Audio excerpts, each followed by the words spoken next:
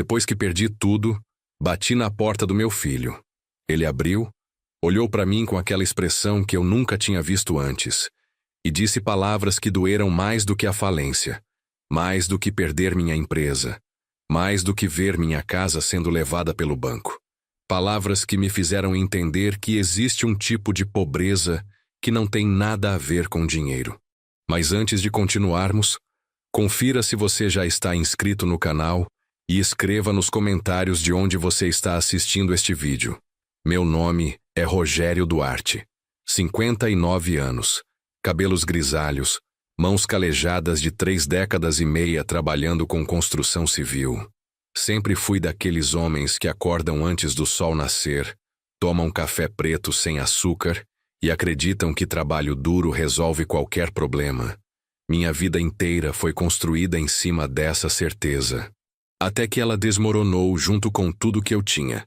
Era uma terça-feira de março, quando me vi sentado dentro do meu Palio branco de 2008, estacionado no canto mais escuro do estacionamento de um supermercado Extra.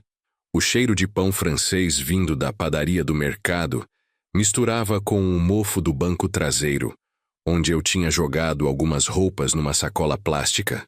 Minha vida inteira cabia agora em 2 malas velhas e uma caixa de papelão com documentos que eu não tinha coragem de jogar fora.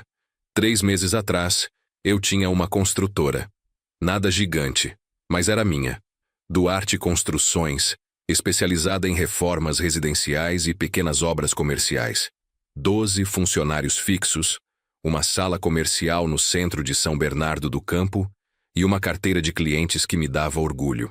Eu conhecia cada pedreiro pelo nome, sabia o nome dos filhos deles, mandava a cesta básica no Natal. A queda foi tão rápida que ainda me pego tentando entender como aconteceu.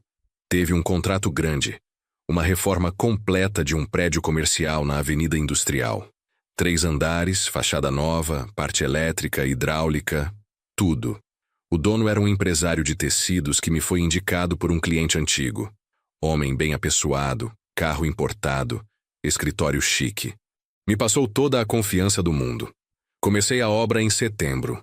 Contratei mais gente, comprei material, adiantei pagamento para fornecedores. O cronograma era apertado. Ele queria tudo pronto para dezembro, antes das festas de fim de ano. Investi tudo o que tinha e mais um pouco. Peguei um empréstimo no banco usando minha casa como garantia.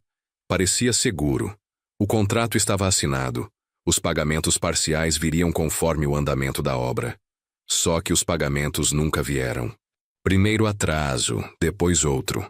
Sempre com desculpas boas, problemas no banco, dinheiro preso em aplicação, cheque que ainda não tinha compensado. Eu acreditei porque queria acreditar, porque já tinha investido demais para parar, porque tinha 12 famílias dependendo daqueles salários todo mês. Em novembro, quando a obra estava com 80% concluída, o sujeito simplesmente desapareceu. Telefone desligado, escritório fechado, endereço falso. Descobri depois que ele tinha feito isso com outros 3 prestadores de serviço. Um golpe bem arquitetado. Ele sabia exatamente o que estava fazendo.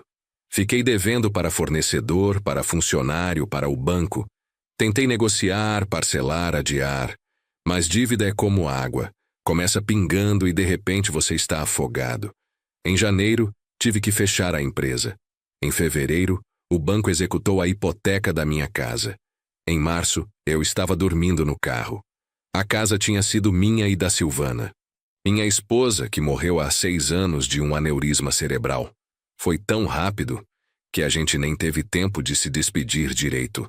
Ela estava fazendo almoço num domingo, chamou meu nome da cozinha, e quando cheguei, ela já estava no chão. 48 anos, saudável, nunca tinha reclamado de dor de cabeça forte. A vida é assim, às vezes. Não pede licença para virar do avesso. Depois que a Silvana morreu, aquela casa ficou grande demais, mas eu não conseguia vender. Cada cômodo tinha uma lembrança. A marca no batente da porta da cozinha onde a gente media a altura do Leonardo todo ano. A rachadura na parede da sala que eu nunca consertei porque ela dizia que dava charme. O azulejo quebrado do banheiro que ela tinha escolhido numa loja de materiais de construção em Diadema, quando a gente ainda estava mobiliando a casa nos anos 90. Perder aquela casa foi como perder a Silvana de novo. Como apagar os últimos vestígios de uma vida que tinha feito sentido. O Leonardo, meu filho, tinha 32 anos, formado em administração, trabalhava numa empresa de logística como gerente de operações. Casado com a Fernanda há 4 anos, morava num condomínio fechado em Santo André, daqueles com portaria 24 horas, salão de festas, quadra de tênis, apartamento de 3 quartos, 2 vagas na garagem, churrasqueira na sacada. Eu tinha ajudado com a entrada do apartamento. Não foi pouco dinheiro, mas eu tinha na época e quis ajudar. Afinal, era meu único filho.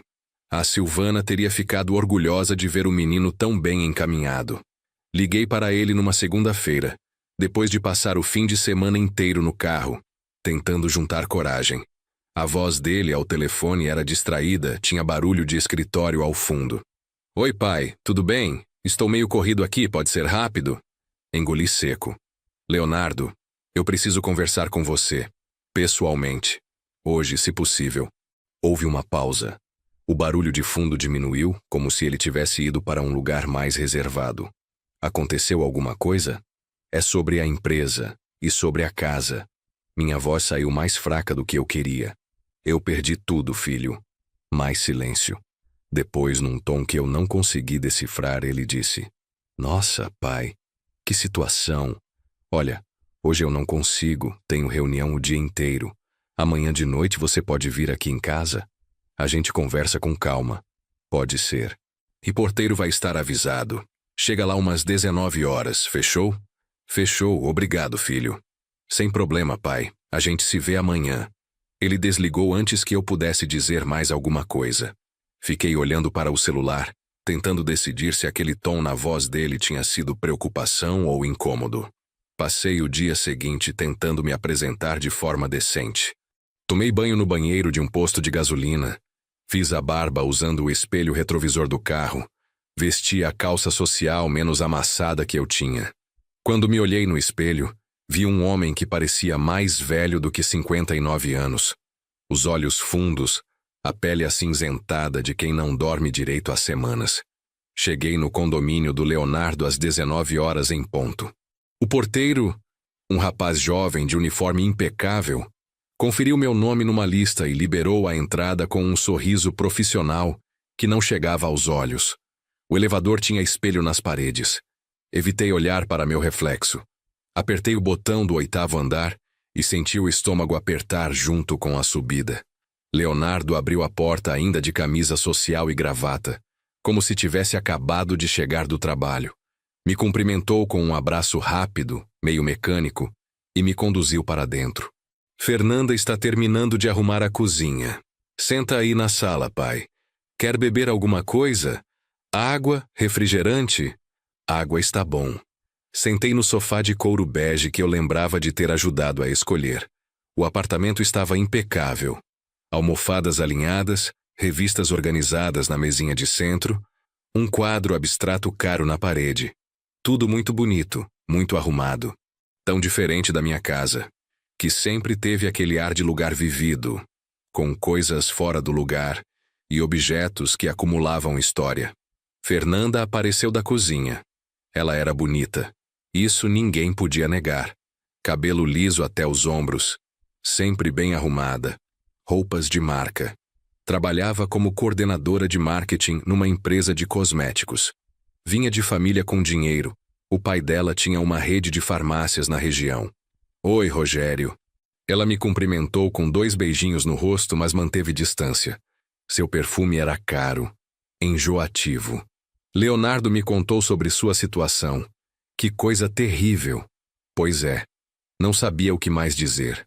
Leonardo voltou com um copo de água e sentou na poltrona ao lado do sofá. Fernanda se acomodou no braço da poltrona, ao lado dele, numa postura que deixava claro que eles eram um time. E eu era o visitante. Então, pai, me conta o que aconteceu exatamente. Contei tudo. O golpe, a dívida, Os funcionários que tive que demitir olhando nos olhos de cada um e pedindo desculpas. O banco executando a hipoteca. Os últimos dias dormindo no carro. Falei devagar, escolhendo as palavras, tentando não parecer patético. Mas quanto mais eu falava, mais eu me sentia diminuindo naquele sofá caro. Leonardo ouvia com o rosto sério, fazendo que sim com a cabeça de vez em quando. Fernanda olhava para as próprias unhas pintadas de vermelho. Quando terminei, ficou um silêncio pesado na sala. O ar-condicionado zumbia baixinho. É uma situação complicada mesmo, pai. Leonardo passou a mão pelo cabelo, um gesto que ele fazia desde pequeno quando estava nervoso. E o que você está pensando em fazer? Respirei fundo. Tinha ensaiado esse momento na cabeça umas 100 vezes. Eu estava pensando se eu poderia ficar aqui com vocês. Só por uns dias, até eu me organizar. Arrumar um trabalho, juntar um dinheiro inicial, conseguir alugar um quartinho. Não seria muito tempo, eu prometo. Vi o olhar que Leonardo e Fernanda trocaram. Foi rápido, mas eu vi. E naquele olhar tinha tudo o que eu precisava saber. Pai, a questão é que... Leonardo começou, mas Fernanda o interrompeu. Rogério, você precisa entender que a gente vive num espaço pequeno. É só 3 quartos, e um deles a gente usa como escritório. O Leonardo trabalha de home office 2 vezes por semana. Precisa de silêncio, de concentração. Ela falava naquele tom educado demais, controlado. E eu também trago trabalho para casa. A gente tem uma rotina muito corrida. Eu não vou atrapalhar. Posso dormir no sofá, saio cedo, volto tarde. Vocês nem vão perceber que eu estou aqui. Não é só isso, pai. Leonardo se inclinou para a frente, apoiando os cotovelos nos joelhos. A Fernanda tem razão. A gente está num momento delicado. Estamos tentando engravidar, sabe? É um processo estressante, tem consultas médicas, tratamento hormonal. A gente precisa manter a casa tranquila, sem pressão externa. Tentando engravidar. Era a primeira vez que eu ouvia falar disso. Senti uma pontada no peito. Seria meu neto. E eles não tinham me contado. Eu não sabia. É porque a gente queria esperar dar certo para contar. Não queríamos criar expectativa. Fernanda cruzou os braços. Por isso que eu digo, Rogério, não é nada pessoal. É só que esse não é o momento ideal. Entendo. Minha voz saiu rouca. E o que vocês acham que eu deveria fazer? Outro silêncio. Leonardo olhou para Fernanda como se pedisse permissão para falar. Tem aqueles programas do governo, não tem? Auxílio aluguel, essas coisas. E a Prefeitura de São Bernardo tem abrigo para pessoas em situação de rua temporária. Não é ideal, mas é uma solução até você se reerguer. Abrigo. Meu filho estava sugerindo que eu fosse para um abrigo. Leonardo, eu não estou pedindo dinheiro. Só um lugar para dormir por alguns dias. Mas é que não são só alguns dias, né, pai? Fernanda se levantou, foi até a cozinha e voltou com uma garrafa de água, servindo-se sem oferecer para mais ninguém. Você mesmo disse que perdeu tudo. Não tem emprego, não tem referência para alugar um lugar. Essas coisas levam tempo. Podem ser semanas, meses até você conseguir se estabilizar. E vocês não podem me ajudar nesse tempo? Leonardo se levantou também, começou a andar pela sala. Pai, você precisa entender a nossa posição. A gente está construindo a nossa vida. Temos contas, temos responsabilidades. Não dá para a gente assumir mais um adulto dentro de casa, com todas as despesas que isso traz. Despesas? Olhei para ele incrédulo. Eu sou seu pai, Leonardo. Eu te criei sozinho depois que sua mãe morreu. Paguei sua faculdade, dei a entrada do seu apartamento. E você está preocupado com despesas? Vi a mandíbula dele travar. Fernanda voltou a se sentar, agora com uma expressão fechada. Não joga isso na minha cara, pai. Você fez o que todo pai deveria fazer. Não foi favor. Eu não estou dizendo que foi favor.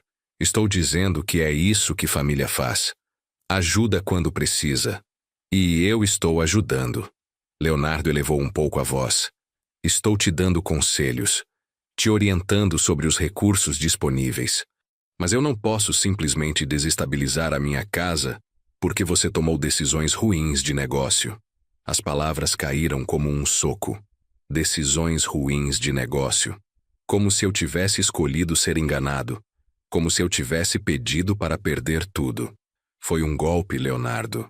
Eu fui vítima de um crime. Foi. Mas você também poderia ter sido mais cauteloso. Não fazer empréstimo usando a casa como garantia. Não colocar todos os ovos na mesma cesta. Ele falava agora com aquele tom de gerente de quem acha que sabe tudo.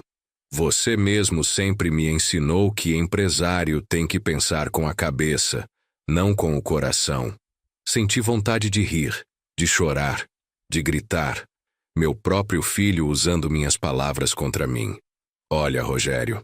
Fernanda se levantou e ficou ao lado de Leonardo, colocando a mão no ombro dele. A gente entende que você está passando por um momento difícil, mas você é um homem adulto com experiência de vida. Você vai dar a volta por cima.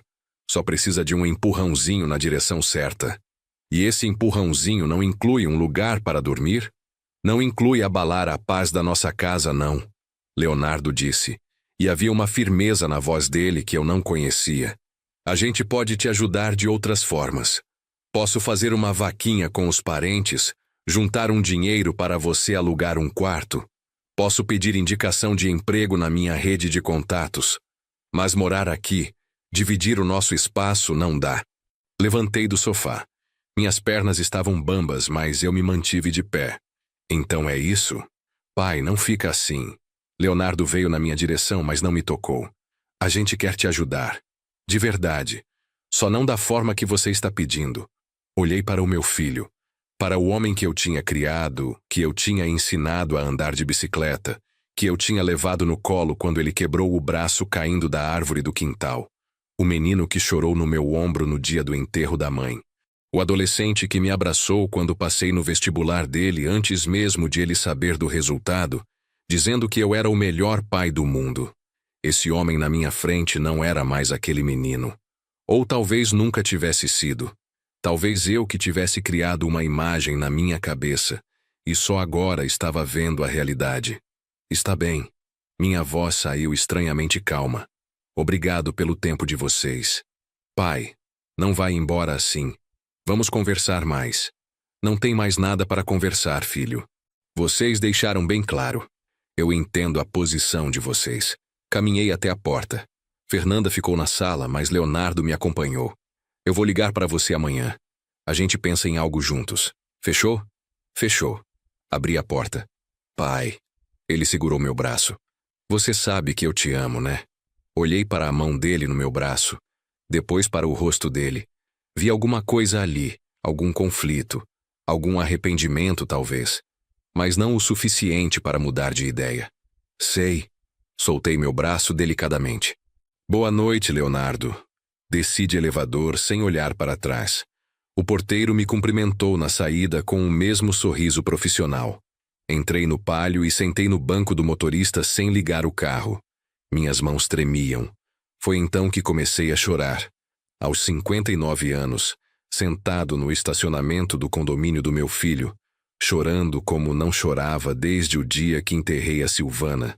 Não era só a tristeza, era a humilhação. Era a sensação de ter sido reduzido a um problema que precisava ser resolvido. Mas não ali, não naquela casa, não naquele espaço que era pequeno demais para incluir o próprio pai. Fiquei ali por quanto tempo, não sei. Até que um carro buzinou atrás de mim querendo a vaga. Limpei o rosto com as costas da mão. Liguei o motor e saí. Não tinha para onde ir. Dirigi sem rumo pelas ruas de Santo André. Depois peguei a Via Anchieta e fui até São Bernardo. Parei num posto de gasolina, comprei um pão na chapa e um café. Sentei numa mesinha de plástico e comi devagar, fazendo durar. Foi quando meu celular tocou. Número desconhecido. Pensei em não atender. Poderia ser banco cobrando. Poderia ser fornecedor querendo o dinheiro que eu não tinha. Mas atendi assim mesmo. Não tinha mais nada a perder. Alô? Rogério Duarte? A voz do outro lado era masculina, educada, com um sotaque que eu não consegui identificar direito. Sim, sou eu. Meu nome é Antônio Carlos. Sou advogado. Trabalho para o senhor Henrique Tavares. O senhor se lembra dele? Henrique Tavares. O nome não me dizia nada. Não, Acho que não. O Sr. Henrique gostaria muito de conversar com o senhor, pessoalmente. É sobre um assunto de extrema importância. O senhor poderia vir até o escritório dele amanhã de manhã? Digamos, 10 horas?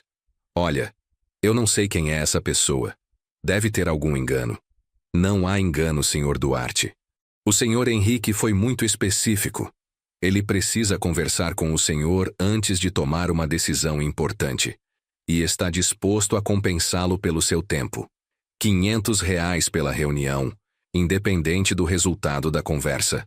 R$ 500. Era mais dinheiro do que eu tinha visto em semanas. Por que ele quer falar comigo? Prefiro que ele mesmo explique. Mas posso garantir que é um assunto sério e legítimo. O escritório fica na Avenida Lucas Nogueira Garcês, número 623, quarto andar. O senhor pode? Olhei para o pão na chapa pela metade no prato, para o café frio, para o posto de gasolina onde eu estava sentado sem ter para onde ir. Posso, 10 horas. Excelente. Até amanhã então, Sr. Duarte. Ele desligou antes que eu pudesse fazer mais perguntas. Fiquei olhando para o celular, tentando entender o que tinha acabado de acontecer. Henrique Tavares. O nome não significava nada para mim, mas R$ 500 significavam comida, significavam gasolina, significavam talvez um quarto de hotel por alguns dias. Passei aquela noite no carro de novo, estacionado num canto escuro do estacionamento de um supermercado 24 horas. Tentei dormir, mas o banco do Palio não tinha sido feito para isso. Fiquei pensando na conversa com o Leonardo, nas palavras da Fernanda, na forma como eles tinham me tratado como um inconveniente. De madrugada desisti de dormir. Liguei o carro e fui para um posto de gasolina com um banheiro aberto. Tomei banho o melhor que pude, fiz a barba, escovei os dentes. Vesti a mesma calça social de ontem, mas troquei por uma camisa menos amassada. Quando me olhei no espelho, ainda vi um homem cansado, mas pelo menos apresentável. Às 9h30 da manhã, estava na frente do prédio na Avenida Lucas Nogueira Garcês. Era um edifício comercial moderno, vidro e aço, com lobby climatizado e piso de mármore. O tipo de lugar onde eu costumava entrar para fazer orçamento de reforma. Mas dessa vez, eu era o visitante. O elevador me levou ao quarto andar. Uma placa discreta na porta indicava: Henrique Tavares Investimentos. Empurrei a porta de vidro e entrei numa sala de espera pequena, mas bem decorada. Uma secretária jovem, de óculos e cabelo preso, me cumprimentou com um sorriso. O senhor deve ser Rogério Duarte. O doutor Antônio Carlos está esperando. Ela me conduziu por um corredor curto até uma sala de reuniões. O advogado estava lá, um homem de uns 45 anos, terno azul marinho, cabelo grisalho nas têmporas. Senhor Duarte, que bom que veio. Ele apertou minha mão com firmeza. Por favor, sente-se. Posso oferecer um café? Água? Café, por favor. Ele sinalizou para a secretária, que saiu e voltou minutos depois com uma xícara de café e alguns biscoitos num pratinho. Café de verdade. Não aquele café aguado de máquina. Tomei um gole e senti o calor descendo pela garganta. O senhor deve estar se perguntando por que está aqui. Antônio Carlos sentou-se à minha frente, abrindo uma pasta de couro sobre a mesa. A curiosidade está me matando. O senhor Henrique Tavares está internado no Hospital Sírio-Libanês, em São Paulo. Ele tem câncer de pâncreas, estágio 4. Os médicos dão a ele no máximo 2 meses de vida. Senti um aperto no peito. Sinto muito, mas eu não entendo o que isso tem a ver comigo. Ele pediu especificamente para falar com o senhor antes de morrer e antes de finalizar seu testamento. Mas eu não conheço nenhum Henrique Tavares. Antônio Carlos abriu a pasta e retirou uma fotografia velha, já amarelada nas bordas. Me entregou. Era uma foto de um acidente de carro. Um Gol prata capotado numa valeta.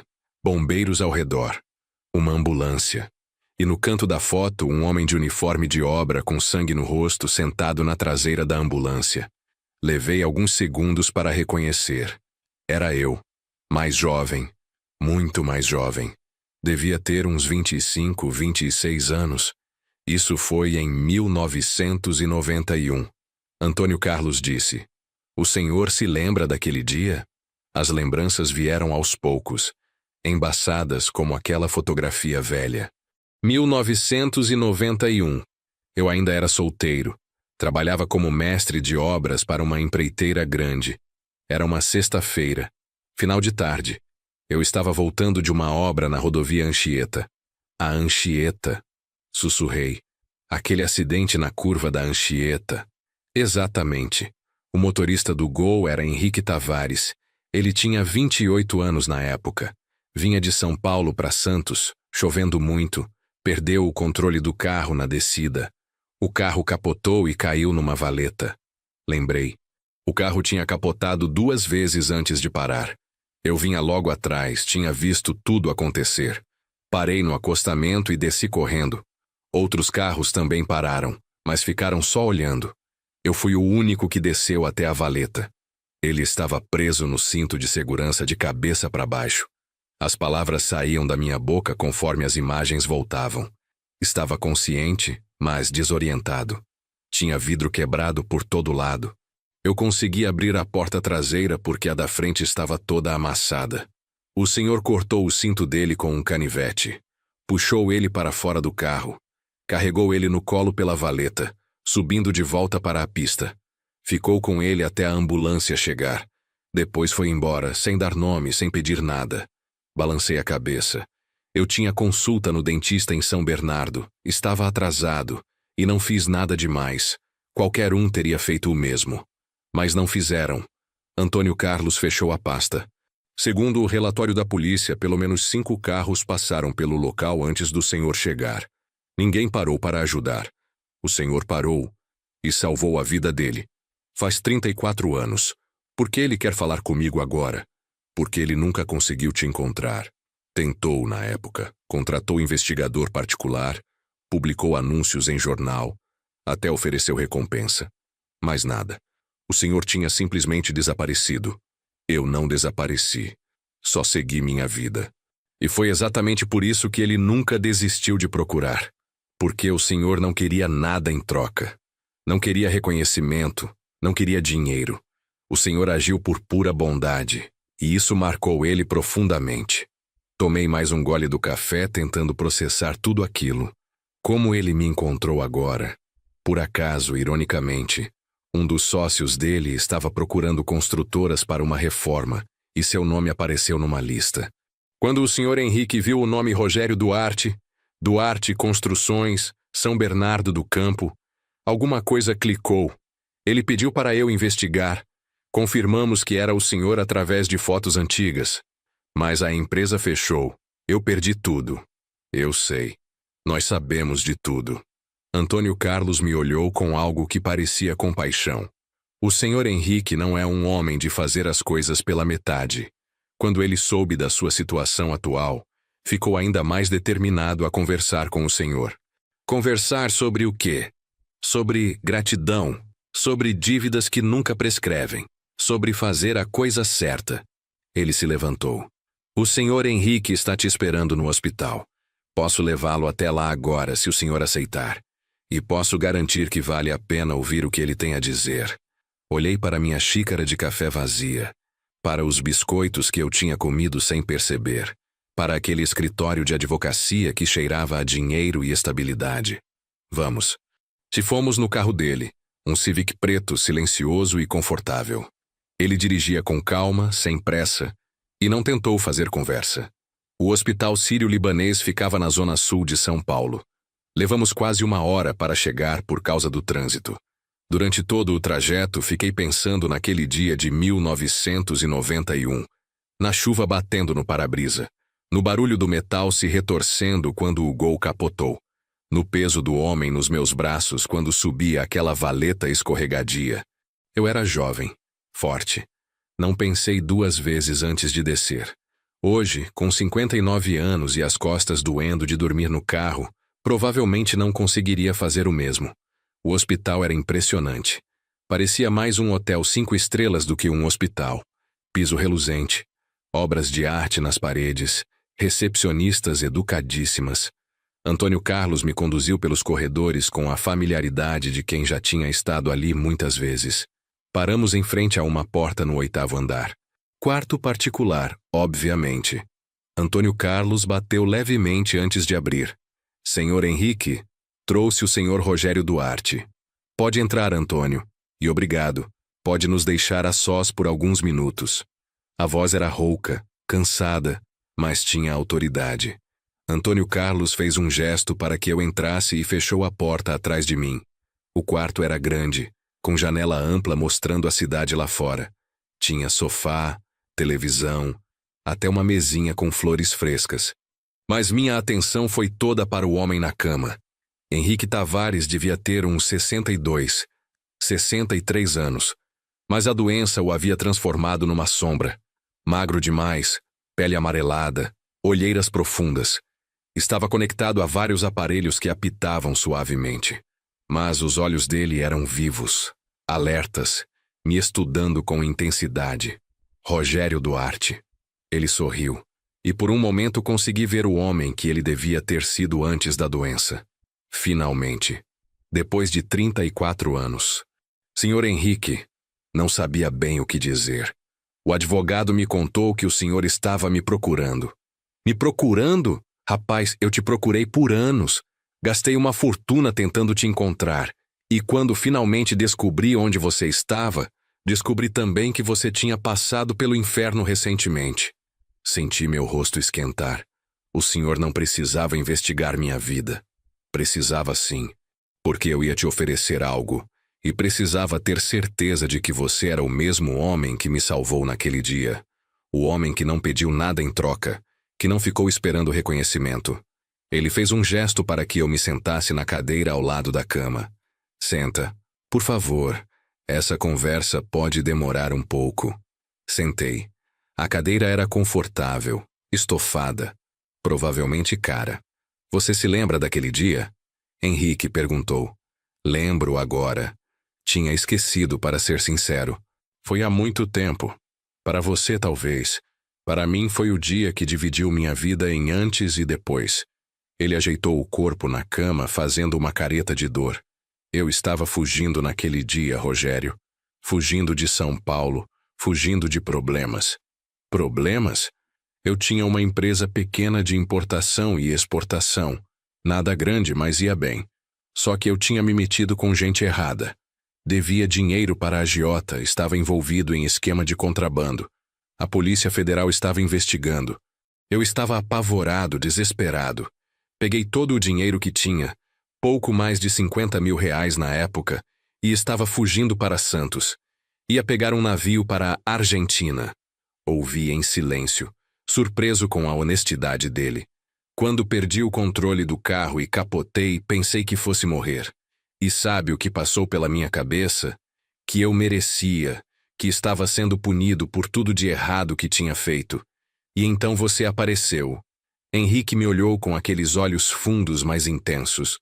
Um completo estranho, sujo de barro e cimento, me puxando para fora daquele carro, me carregando no colo como se eu fosse uma criança, sem me julgar, sem fazer perguntas.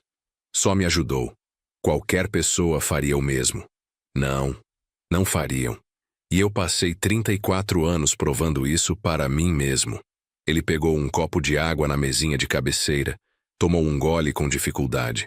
Quando saí do hospital, tinha 2 costelas quebradas e uma concussão, mas estava vivo. E algo tinha mudado em mim. Decidi que não ia fugir. Enfrentei meus problemas de frente. Negociei com os agiotas, devolvi o dinheiro do contrabando, colaborei com a Polícia Federal, passei 6 meses em regime semiaberto, mas saí limpo. Me alegro que tenha dado certo. Deu mais que certo. Quando saí da cadeia, estava quebrado de novo, mas dessa vez, quebrado honesto. Comecei do zero. Montei uma empresa de consultoria em comércio exterior, fazendo tudo certinho, pagando imposto, sem atalho. Foi devagar, mas cresceu. Hoje tenho escritórios em 5 estados, faturamento anual de 80 milhões, 230 funcionários. Assoviei baixinho. Impressionante. Impressionante seria se eu tivesse conseguido isso sozinho, mas não consegui. Tudo que construí, cada centavo que ganhei, cada sucesso que tive, foi porque você me deu uma segunda chance naquele dia na Anchieta. Senhor Henrique, Com todo respeito, quem deu a segunda chance foi o senhor mesmo. Eu só ajudei num acidente. Você me deu a vida. E eu passei 34 anos querendo te agradecer. Ele abriu uma gaveta na mesinha de cabeceira e tirou um envelope pardo, grosso. Antônio Carlos preparou tudo. Eu queria fazer isso pessoalmente, olhando nos seus olhos. Estendeu o envelope para mim. Peguei, sentindo o peso. O que é isso? Meu testamento. Ou parte dele. Abra. Abri o envelope com mãos trêmulas. Dentro tinha vários documentos. Peguei o primeiro, li as primeiras linhas e tive que ler de novo porque não podia estar entendendo direito.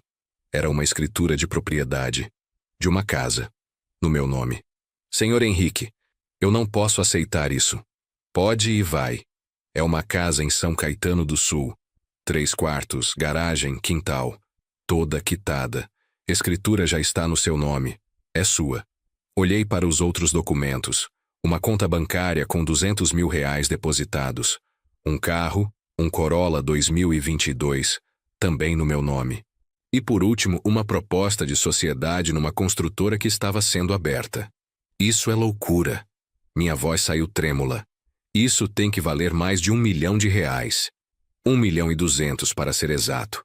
Mas ainda é pouco perto do que você me deu. Henrique se inclinou para frente pegando minha mão com força surpreendente para alguém tão doente.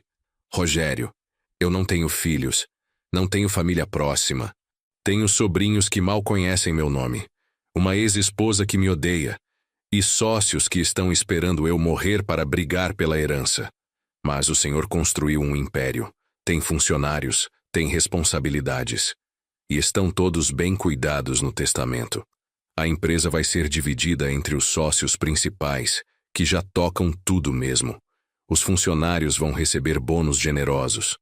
Instituições de caridade vão receber doações grandes. E você vai receber isso aqui. Ele apontou para os documentos. Porque foi você quem me ensinou que existe bondade no mundo. Que existe gente que faz a coisa certa sem esperar recompensa. Senti as lágrimas queimando nos meus olhos. Senhor Henrique, eu não sei o que dizer. Não precisa dizer nada. Só precisa aceitar. E viver uma vida boa. Construir de novo. Ser feliz. Ele soltou minha mão e encostou na cama. Cansado pelo esforço. Tem uma condição só. Qual? Que você não conte para ninguém de onde veio esse dinheiro até eu morrer. Não quero que meus sobrinhos ou minha ex-mulher apareçam tentando contestar o testamento. Antônio Carlos já preparou tudo legalmente, mas prefiro evitar dor de cabeça. Quando eu partir, aí você pode contar o que quiser. Quanto tempo os médicos deram? 6 semanas, talvez 2 meses. O câncer está espalhado, não tem mais o que fazer. Ele disse isso com uma tranquilidade que me impressionou. Mas está tudo bem. Eu tive uma vida boa nos últimos 34 anos. Construí algo do qual me orgulho. E agora vou morrer sabendo que paguei minha dívida com a única pessoa que merecia. Fiquei olhando para aqueles documentos, para aquele homem moribundo, tentando processar tudo. Há 2 dias eu tinha dormido no meu carro. Ontem meu filho tinha me mandado para um abrigo. Hoje eu tinha uma casa, um carro, dinheiro no banco. Tem mais uma coisa. Henrique pegou outro envelope, menor. Isso aqui você só abre depois que eu morrer. Está bem? É importante. Peguei o envelope. Estava lacrado com cera vermelha, coisa que eu só tinha visto em filme. O que é? Informações. Sobre algumas pessoas. Sobre seu filho, principalmente. Senti um frio na barriga. O senhor investigou o Leonardo? Investiguei você, Rogério. E quando se investiga alguém, descobre-se sobre as pessoas ao redor também. Seu filho, sua nora, as finanças deles, as conversas deles. Henrique fez uma pausa. Eu gravei a conversa que você teve com eles ontem à noite. Se como? Antônio Carlos colocou um dispositivo de escuta na lapela do seu paletó quando ele te buscou no posto de gasolina. Você não percebeu, foi discreto. Henrique não parecia nem um pouco culpado. Eu queria saber que tipo de pessoa seu filho era antes de tomar minhas decisões finais. Senti raiva e gratidão ao mesmo tempo. O senhor não tinha direito. Não tinha. Mas fiz assim mesmo. E o que eu ouvi confirmou o que eu já suspeitava. Ele apontou para o envelope lacrado. Está tudo aí. As conversas, as dívidas que eles escondem de você, os planos que eles têm. Você vai ler quando eu morrer. E aí vai decidir o que fazer com essa informação. Por que está me contando isso? Porque quero que você esteja preparado. Quando o testamento for lido e as pessoas descobrirem que você herdou tudo isso, seu filho vai aparecer. Sua nora vai aparecer. Vão chorar. Vão pedir desculpas. Vão dizer que cometeram um erro. E você vai ter que decidir se acredita neles ou não. Guardei o envelope pequeno junto com os outros documentos no envelope maior. Meu coração batia rápido. O senhor acha que eles só vão me procurar por causa do dinheiro? Eu não acho, eu sei. Porque eu passei a vida inteira cercado de gente assim. Gente que só te quer perto quando você tem algo a oferecer. Henrique fechou os olhos por um momento, respirando fundo. Desculpa, estou cansado. A medicação para a dor me deixa muito sonolento. Levantei. Eu vou deixar o senhor descansar. Mas antes, eu preciso dizer uma coisa. Fala. Obrigado. Do fundo do meu coração. Obrigado por me encontrar. Obrigado por se lembrar. Obrigado por isso tudo. Minha voz falhou. O senhor não sabe o quanto isso significa. Sei sim. Porque eu já estive onde você está. Sem nada, sem ninguém, achando que o mundo tinha acabado. Ele abriu os olhos de novo, e havia lágrimas ali. Vai viver, Rogério. Vai construir de novo. Vai ser feliz. E quando encontrar alguém que precise de ajuda, ajuda. Porque é assim que o ciclo continua. Sai do quarto com as pernas bambas.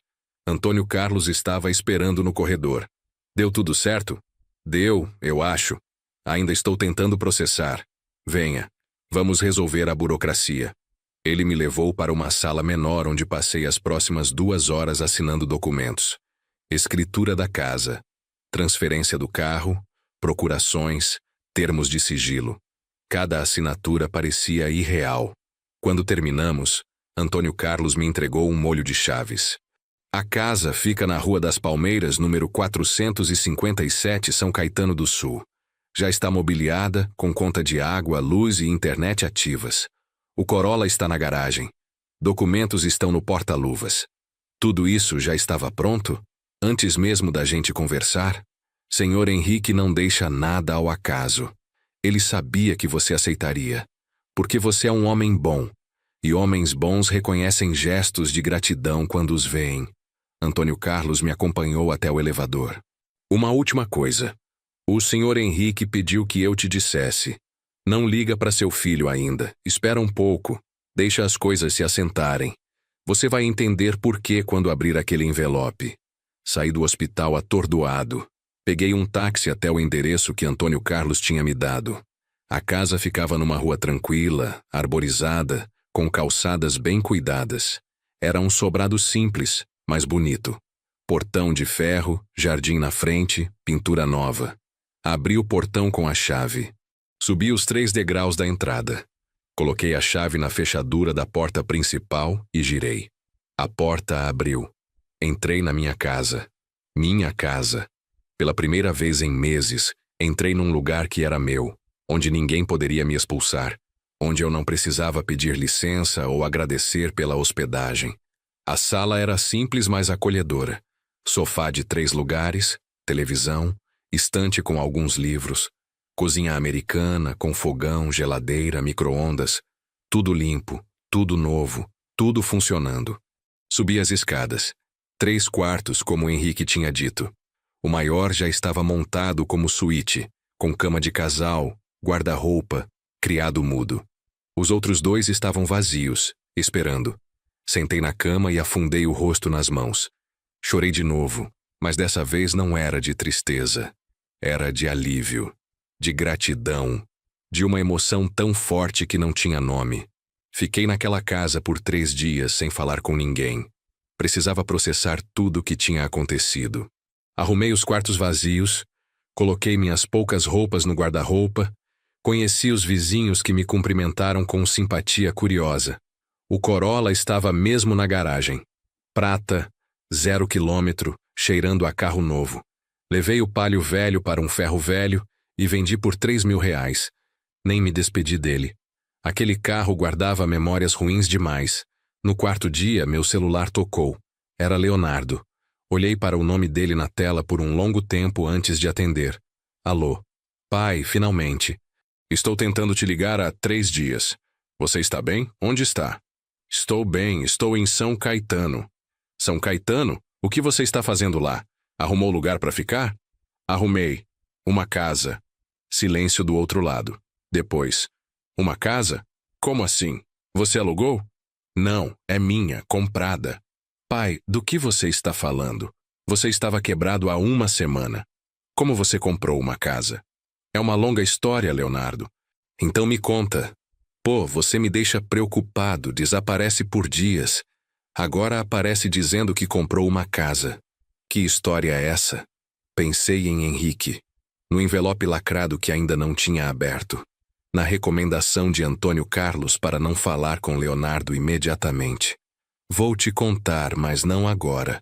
Preciso resolver algumas coisas primeiro. Que coisas, pai? Olha, a Fernanda e eu estávamos conversando. A gente exagerou na reação. A gente quer te ajudar, de verdade. Podemos sim dar um jeito de você ficar aqui em casa uns tempos, até se organizar melhor. Até se organizar melhor. Como se eu fosse uma criança que precisava de supervisão. Não precisa mais, filho. Estou organizado. Mas como? De onde saiu dinheiro para uma casa? Já disse que é uma longa história. Quando eu puder contar, eu conto. Respirei fundo. Preciso desligar agora. Tenho compromissos. Pai, espera. Não desliga assim. A gente precisa conversar direito. Vamos conversar. Mas não agora. Tchau, Leonardo. Desliguei antes que ele pudesse responder. O telefone tocou de novo imediatamente. Desliguei e coloquei no silencioso. Henrique Tavares morreu numa segunda-feira de manhã, 3 semanas depois da nossa conversa. Antônio Carlos me ligou avisando. O enterro seria no dia seguinte, no cemitério São Paulo, cerimônia pequena e restrita. O senhor Henrique pediu que você fosse, mas se preferir não ir, ele entenderia. Eu vou. É o mínimo que posso fazer. O enterro foi exatamente como Antônio Carlos tinha descrito. Pequeno, uns 15, 20 pessoas. Os sócios da empresa, alguns funcionários mais próximos, 2 sobrinhos que pareciam estar ali mais por obrigação do que por afeto. A ex-mulher não apareceu. Fiquei no fundo, observando. Quando acabou a cerimônia e as pessoas começaram a se dispersar, um dos sobrinhos veio falar comigo. Você conhecia meu tio? Conheci há muito tempo. Ele me ajudou num momento difícil. Deve ter sido uma das raras pessoas que ele ajudou então. Meu tio era muito fechado, sabe? Nunca foi muito de família. Ele falava com um tom de ressentimento mal disfarçado. Mas pelo menos ele foi generoso no testamento. Deixou uma grana boa para a gente. Não comentei nada. O sujeito ficou esperando eu perguntar quanto, ficou claro que ele queria se gabar. Quando percebeu que eu não ia morder a isca, deu de ombros e foi embora. Antônio Carlos se aproximou. A leitura do testamento vai ser amanhã, 4 da tarde, no escritório. O senhor confirma presença? Eu preciso mesmo estar lá? Já recebi tudo que ele queria me dar. Ele pediu expressamente que você estivesse. Disse que era importante. E tem aquele envelope que ele te deu. Chegou a hora de abrir. Cheguei em casa e peguei o envelope lacrado que estava guardado na gaveta da escrivaninha do quarto. Quebrei o lacre de cera e abri. Dentro tinha várias folhas. A primeira era uma carta escrita à mão, com a letra trêmula de Henrique. Rogério, se você está lendo isso, eu já parti.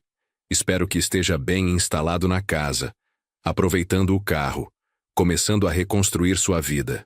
Mas antes de seguir em frente completamente, você precisa saber algumas verdades sobre as pessoas ao seu redor, principalmente sobre seu filho. O que você vai ler a seguir não vai ser fácil, mas você merece saber. Merece tomar decisões baseadas em fatos, não em ilusões. Com gratidão eterna, Henrique. As páginas seguintes eram transcrições de conversas, gravações que os investigadores de Henrique tinham feito. A primeira era da noite em que fui ao apartamento de Leonardo. Li a conversa toda, palavra por palavra. Mas não era só o que tinha sido dito na minha frente. Tinha também o que eles falaram depois que eu saí. Você viu a cara dele? Fernanda. Parecia um cachorro abandonado. Não fala assim. Leonardo, mas a voz sem muita convicção. É verdade. Ele veio aqui esperando que a gente resolvesse a vida dele. Como se a gente fosse responsável pelas cagadas que ele fez. Foi um golpe, amor. Ele foi enganado. Foi burrice. Qualquer empresário minimamente competente não teria caído nessa. Seu pai sempre foi muito emocional, muito confiante. Agora está pagando o preço. Mesmo assim, ele é meu pai. E daí? Ele fez a obrigação dele de te criar. Agora você tem sua própria vida. A gente não pode ficar carregando peso morto. Peso morto. Ela tinha me chamado de peso morto. Talvez a gente pudesse ajudar um pouco, tipo emprestar uma grana. Com que dinheiro, Leonardo? A gente mal consegue pagar nossas próprias contas. Aliás, falando nisso, chegou a fatura do cartão. 23 mil reais. 23 mil? Fernanda, você prometeu que ia controlar. Eu controlei. No mês passado foi 28 mil. E não me olha assim. Eu preciso manter as aparências. Minha mãe vive perguntando por que a gente não viaja mais, por que não troco de carro. Ela não pode saber que estamos apertados. Estamos mais que apertados. Estamos no vermelho. Se seu pai não tivesse ajudado com aquele empréstimo mês passado, a gente nem teria pagado o condomínio. Exatamente por isso que a gente não pode ajudar seu pai. A gente mal está se ajudando. Havia um relatório anexo. Dívidas de Leonardo e Fernanda. 116 mil reais em cartões de crédito. 42 mil reais de cheque especial. 3 meses atrasados de condomínio. 2 parcelas atrasadas do financiamento do carro da Fernanda. E ainda por cima, um empréstimo do pai dela que eles estavam tentando esconder. Henrique tinha razão. Eles estavam afundados. E mesmo assim, não tinham achado uma forma de me ajudar nem por alguns dias. A próxima transcrição era de uma conversa entre Leonardo e Fernanda, 3 dias depois da minha visita. Meu pai me ligou. Disse que conseguiu uma casa em São Caetano. Uma casa? Como? Não sei, ele não quis explicar direito. Disse que era uma longa história. Você acha que ele conseguiu vender alguma coisa que tinha guardado? Tipo, um terreno, ações? Não sei. Mas ele parecia diferente, mais seguro, menos desesperado. Espero que seja verdade. Assim a gente fica livre desse problema. Fernanda? O quê? Eu só estou sendo sincera. É um alívio saber que ele tem onde ficar e que a gente não vai ter que se preocupar mais. Parei de ler por um momento. Fui até a cozinha, peguei um copo de água, bebi devagar. As palavras estavam doendo mais do que eu imaginava que doeriam. Voltei para a escrivaninha e continuei lendo. Havia mais conversas. Uma entre Fernanda e a mãe dela, onde ela reclamava que tinha sido obrigada a receber o sogro fracassado em casa. Outra entre Leonardo e um amigo, onde ele admitia se sentir culpado, mas justificava dizendo que cada um tem que cuidar da própria vida. E por último, a conversa mais recente, de 2 dias atrás, depois que Leonardo tinha ligado para mim e eu tinha contado sobre a casa. Ele comprou uma casa, Fernanda, do nada. Uma casa inteira. Isso não faz sentido. Ele estava dormindo no carro há 1 mês. Pois é. E agora tem uma casa em São Caetano, de acordo com o que ele disse. Você acha que ele ganhou dinheiro de alguém? Tipo, uma herança? Não sei, ele não tem parente próximo. Só a gente. Precisa descobrir, Leonardo. Se ele realmente tem dinheiro, se recebeu alguma herança ou sei lá o quê, a gente precisa estar por dentro. Afinal, você é filho único. Qualquer coisa que ele tenha eventualmente vai ser sua mesmo. Você acha que ele está escondendo alguma coisa da gente? Acho que ele está sendo muito misterioso sobre de onde saiu essa casa. E gente que some por 3 dias sem dar notícia geralmente está escondendo alguma coisa. Talvez a gente devesse ir até lá. Fazer uma visita, ver com os próprios olhos. Boa ideia. Mas não vai de mãos vazias. Leva um vinho, uns doces. Faz parecer que você está feliz por ele, que quer comemorar a nova fase. Aí você sonda. Descobre o que está acontecendo. Fechei o envelope. Senti vontade de rasgar tudo, de jogar fora, de fingir que não tinha lido. Mas não podia, porque agora eu sabia. Sabia exatamente quem meu filho tinha se tornado, ou talvez sempre tivesse sido, e eu nunca tinha querido ver. O telefone tocou. Era Leonardo de novo. Deixei cair na caixa postal. Tocou novamente. Mensagem de texto. Pai, preciso falar com você. É importante. Posso ir aí amanhã à tarde? Não respondi. Na tarde seguinte fui ao escritório de Antônio Carlos para a leitura do testamento. A sala de reuniões estava mais cheia do que eu esperava. Os 2 sobrinhos de Henrique, a ex-mulher que tinha decidido aparecer no final das contas, 3 sócios da empresa, alguns funcionários-chave e eu. Antônio Carlos abriu o testamento e começou a ler. A voz dele era firme, profissional, sem emoção. A empresa seria dividida entre os 3 sócios principais que já gerenciavam tudo. Cada um ficaria com 33% das ações. 1% seria distribuído entre funcionários que tinham mais de 10 anos de casa. 20 milhões de reais seriam doados para instituições de caridade. 10 para pesquisa de câncer. 5 para hospitais públicos. 5 para programas de educação. Os 2 sobrinhos receberiam 50 mil reais cada um. A ex-mulher, 100 mil reais, conforme o acordo de divórcio assinado anos atrás. E então Antônio Carlos chegou na parte que me incluía. Para Rogério Duarte, o homem que me salvou a vida em 1991 e me ensinou que bondade existe no mundo, deixo o que já foi entregue em vida. A propriedade da Rua das Palmeiras, o veículo Corolla e a conta bancária com 200 mil reais. Além disso, deixo minha gratidão eterna e meu respeito por uma vida vivida com integridade. A sala ficou em silêncio. Depois, um dos sobrinhos explodiu. Espera aí, quem é esse cara? Ele recebeu mais de 1 milhão de reais e nós só recebemos 50 mil? O testamento está legalmente válido, Antônio Carlos disse com calma. O senhor Henrique estava em pleno uso de suas faculdades mentais quando o redigiu. Há laudos médicos comprovando isso. Isso é um absurdo. Nós somos família. O senhor Henrique não considerava vocês família. Antônio Carlos fechou a pasta. E tinha suas razões. Razões que estão documentadas caso alguém queira contestar o testamento. Eu não recomendo. A ex-mulher se levantou. Eu não vou aceitar isso. Vou entrar com uma ação. Fique à vontade, senhora. Mas saiba que o senhor Henrique previu isso e deixou provisões legais que tornarão qualquer contestação muito cara e muito pública, incluindo documentos que detalham as razões do divórcio e certas atividades extraconjugais que a senhora preferiria manter em sigilo. O rosto dela ficou vermelho. Ela pegou a bolsa e saiu batendo a porta. Os sobrinhos resmungaram mais um pouco, mas acabaram saindo também.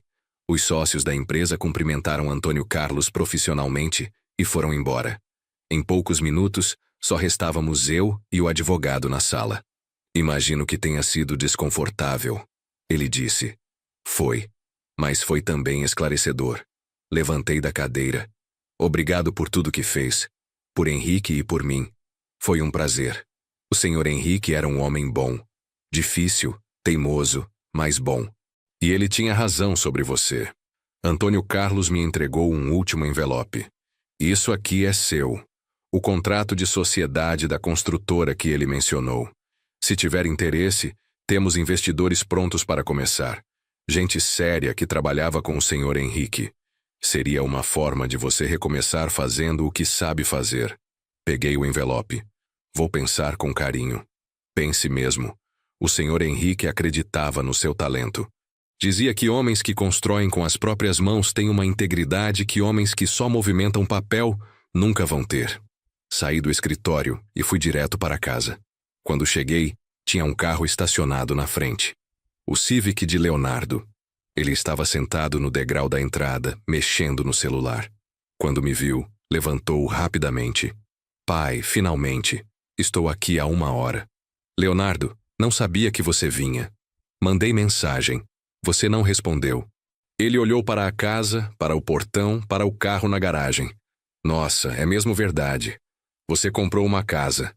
Eu disse que tinha. Mas é uma casa grande, pai. Bonita. Deve ter custado uns 500 mil, fácil. Por aí. E o Corolla? É seu também? É. Leonardo passou a mão pelo cabelo, aquele gesto nervoso dele. Pai, você vai me explicar o que está acontecendo ou não? De onde saiu dinheiro para tudo isso? Abri o portão. Entra.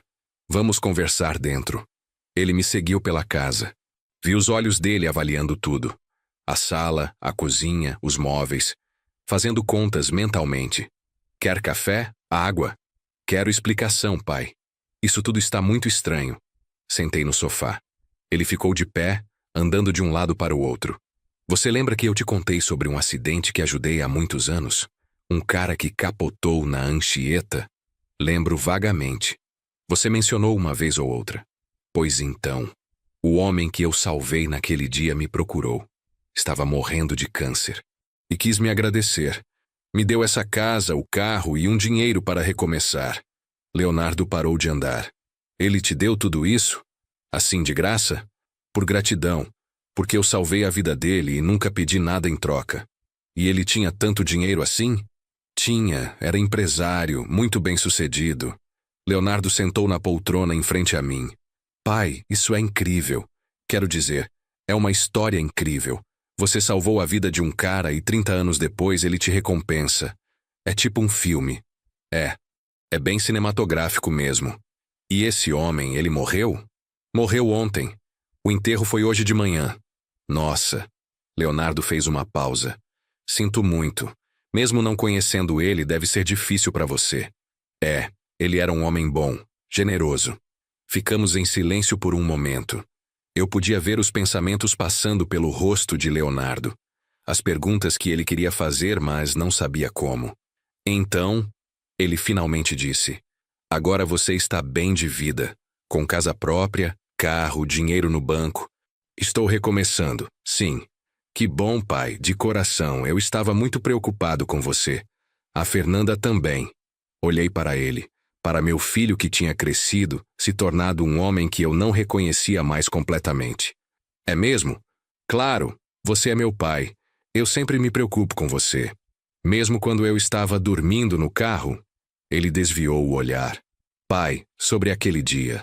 Eu sei que a gente não te recebeu da melhor forma, mas você precisa entender nossa posição. Foi tudo muito rápido, muito repentino. A gente não estava preparado. Preparado para ajudar um pai que estava sem casa? Preparado para assumir um compromisso tão grande? Ter outra pessoa morando com a gente, indefinidamente, é diferente de uma visita de fim de semana. Eu não pedi para morar para sempre. Pedi alguns dias. Mas seriam alguns dias que se transformariam em semanas, em meses. Você mesmo disse que não tinha perspectiva de emprego, de aluguel. A gente ia ficar numa posição difícil de pedir para você sair depois. Leonardo se inclinou para a frente. Mas tudo isso é passado agora. Você está bem, tem sua casa, sua vida. A gente pode seguir em frente. Seguir em frente. Sem ressentimentos, sem mágoas. Somos família, pai. E família supera mal-entendidos. Levantei e fui até a cozinha. Peguei o envelope que estava em cima da geladeira. O envelope com as transcrições das conversas. Voltei para a sala. Você sabe o que tem aqui, Leonardo? Ele olhou para o envelope. Não, o que é? São conversas, gravações, de coisas que você e a Fernanda falaram sobre mim, depois que eu saí do apartamento de vocês naquele dia, e depois quando você ficou sabendo da casa. O rosto dele perdeu a cor. O quê? Como você tem isso? O homem que me deu a casa, Henrique Tavares, ele me investigou. E investigou as pessoas ao meu redor também. Ele queria saber quem eu era, quem eram as pessoas na minha vida.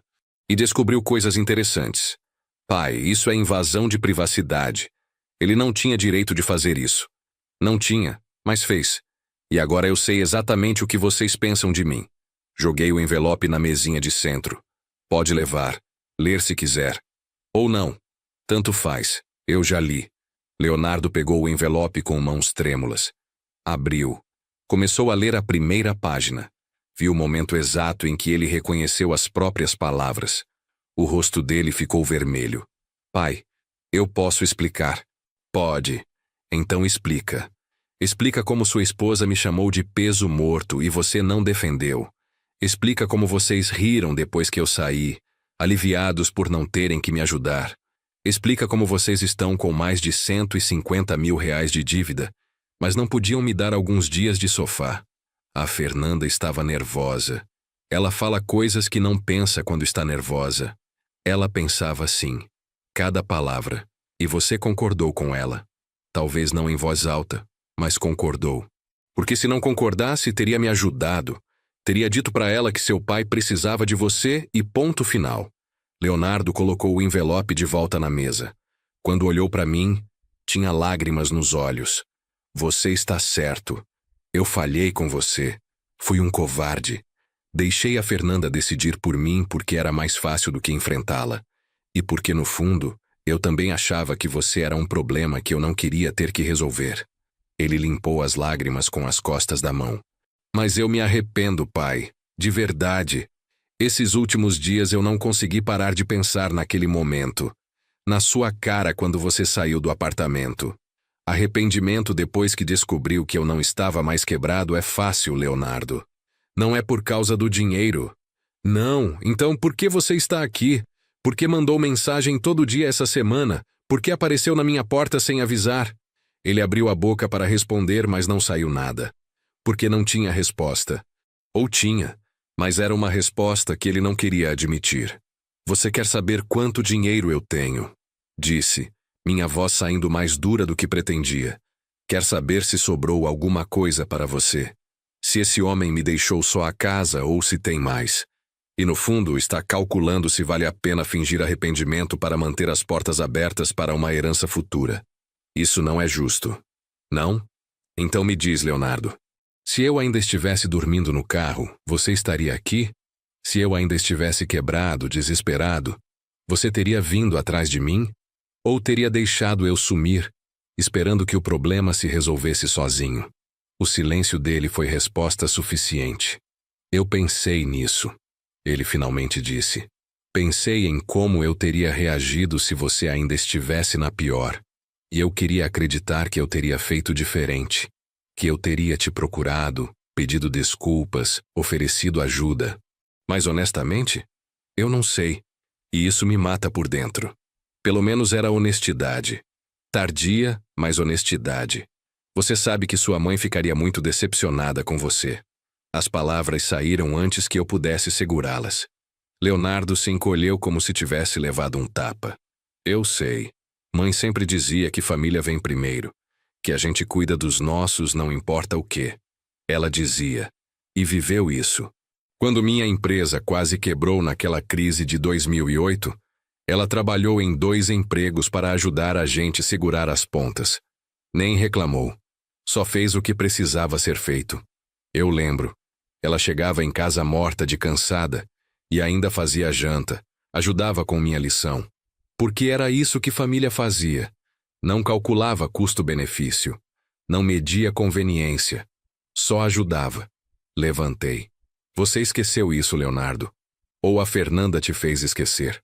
Não sei qual das duas é pior. Ele levantou também. O que eu posso fazer, pai? Para consertar isso? Para a gente voltar a ser pai e filho de verdade? Pensei na pergunta. No que eu realmente queria. Honestamente, não sei se dá para consertar. Confiança é tipo vidro, filho. Quando quebra, você até pode colar os pedaços de volta, mas as rachaduras sempre ficam visíveis. Então você está dizendo que a gente acabou? Que você não quer mais ter contato comigo? Estou dizendo que preciso de tempo. Tempo para processar tudo isso. Tempo para decidir que tipo de relacionamento eu quero ter com você. Se é que quero ter algum. Pai, por favor, não me afasta assim. Eu sei que errei, mas sou seu filho. Seu único filho. E você acha que isso te dá direito automático ao meu perdão? Ao meu dinheiro?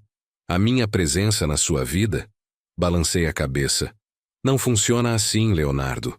Ser filho não é passe livre para tratar mal e esperar que está tudo bem. Ele ficou parado no meio da sala parecendo perdido. como uma criança que não entende por que está sendo punida. Então, o que eu faço agora? Você vai para casa, cuida da sua vida, resolve suas dívidas, conserta sua relação com a Fernanda ou termina se não tiver mais jeito. Vive. E quando tiver crescido de verdade, quando tiver aprendido o que significa caráter, aí você me liga e a gente conversa de novo. E você vai atender? Depende. Depende da pessoa que você tiver se tornado. Acompanhei Leonardo até a porta. Ele parou no batente e se virou para mim uma última vez. Eu te amo, pai. Mesmo sendo uma decepção, mesmo tendo falhado. Eu te amo. Senti um aperto no peito. Porque eu acreditava. Eu acreditava que ele me amava. Do jeito torto e egoísta dele.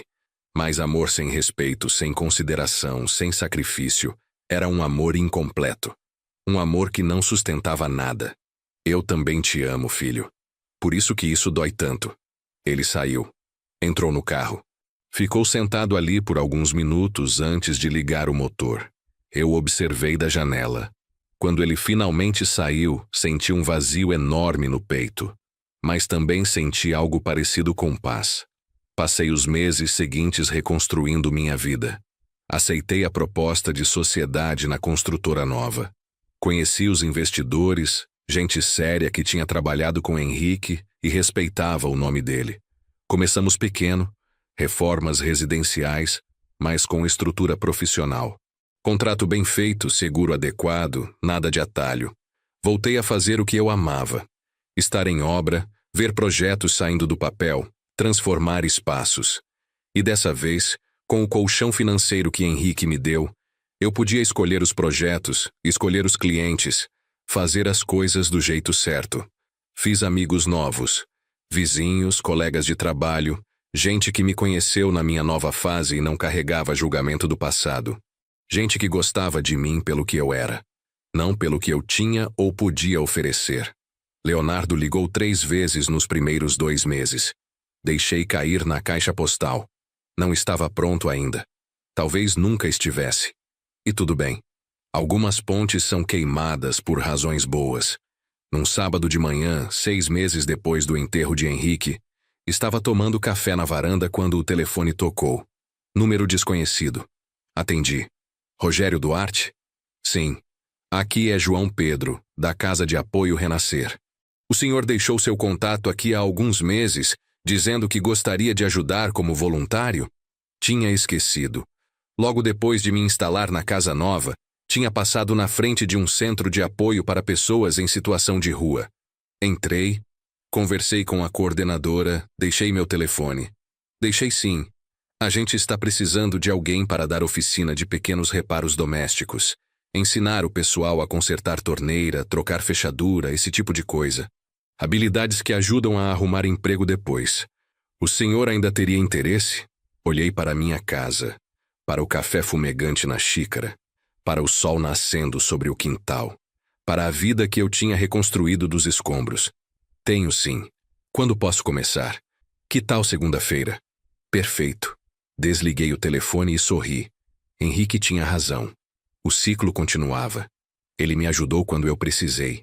Agora era minha vez de ajudar quem precisava. A vida não tinha voltado ao que era antes. Era diferente.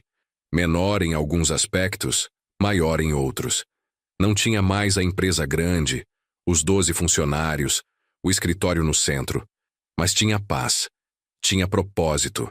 Tinha a certeza de que estava construindo algo sólido. Dessa vez não só com cimento e tijolos, mas com integridade. E no final das contas descobri que a maior riqueza que Henrique me deu não foi a casa, nem o carro, nem o dinheiro. Foi a lição de que existem 2 tipos de pessoas no mundo. As que aparecem quando você tem algo a oferecer, e as que aparecem quando você não tem nada. As primeiras são a maioria, mas são as segundas que valem a pena. Leonardo ligou de novo num domingo à noite. Dessa vez atendi. Pai, Leonardo, eu não vou pedir desculpas de novo.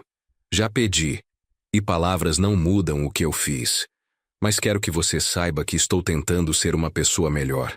Comecei terapia. Estou aprendendo a ter mais coragem.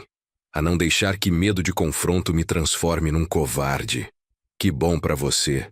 E terminei com a Fernanda. Ou melhor, ela terminou comigo quando eu disse que ia cortar os gastos e que a gente precisava viver dentro das nossas posses. Ela disse que eu era medíocre, que ela merecia mais. E foi embora. Sinto muito. Eu não sinto. Sinto alívio, na verdade. Pela primeira vez em anos, sinto que posso respirar. Ficamos em silêncio. Não era um silêncio confortável, mas também não era hostil. Não estou te ligando para pedir nada, pai.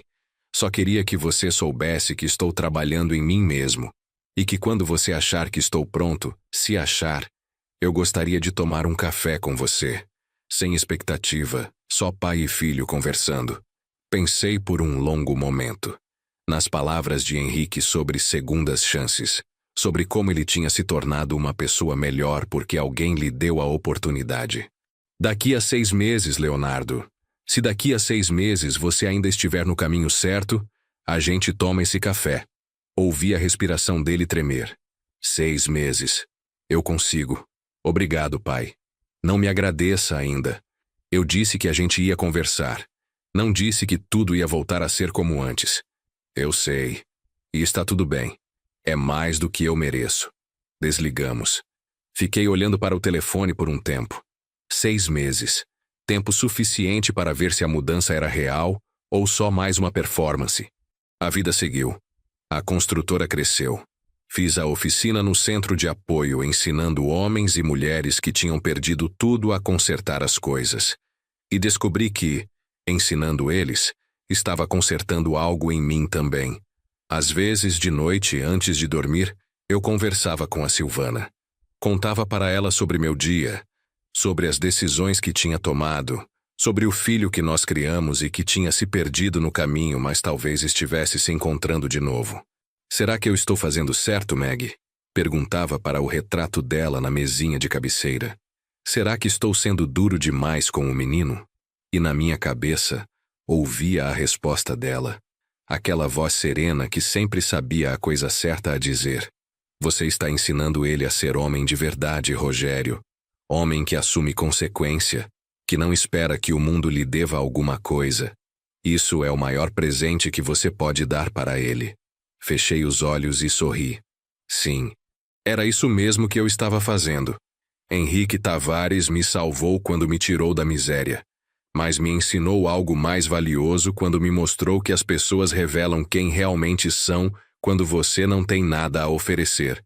E que a verdadeira família não é aquela que divide sangue. É aquela que divide fardo. Adormeci naquela noite em paz, pela primeira vez em muito tempo, sem medo do amanhã, sem dúvida sobre quem eu era, sem precisar provar nada para ninguém. Apenas Rogério Duarte. 59 anos. Homem que perdeu tudo e ganhou tudo de volta. Não da mesma forma, mas de uma forma melhor. Mais verdadeira. E isso era suficiente.